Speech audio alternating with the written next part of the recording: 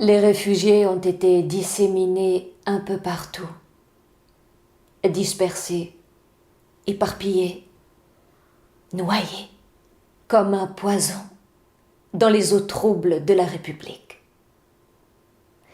Ils ont été semés, parsemés ici ou là, pour ne pas troubler l'ordre public, qui n'a jamais su distinguer entre le bon grain et l'ivraie. Parce que la France est l'un des rares pays à vouloir récolter la concorde après avoir semé la discorde. On fait la guerre pour ne pas faire la guerre, un sombre héritage de la philosophie des Lumières.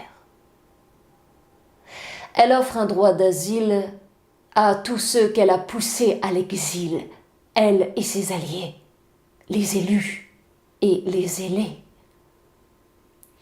La Syrie n'est plus ce qu'elle fut, depuis que le monde libre est à l'affût du moindre geste confus pour s'incruster entre les hommes et leur terre, surtout si elle est fertile et mal arrosée.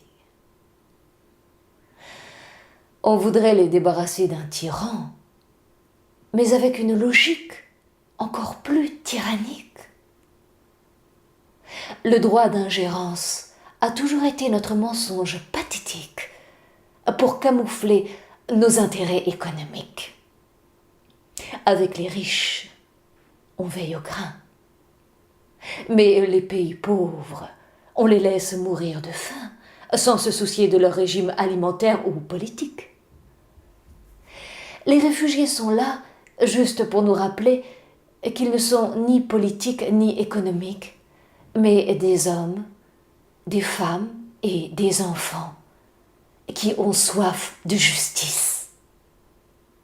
C'est nous qui avons tari leur source. C'est à nous maintenant d'étancher leur soif. Nos calculs stratégiques ne pouvaient avoir d'autre issue que tragique. Oui, mais la France ne peut pas répondre à tous les malheurs du monde.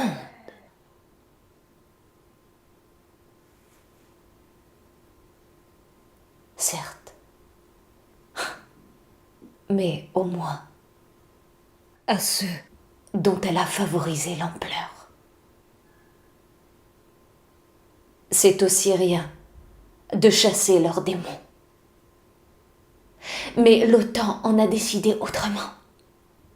Idem pour les Irakiens, idem pour les Libyens, pour ne citer que les zones auxquelles les Alliés sont très sensibles.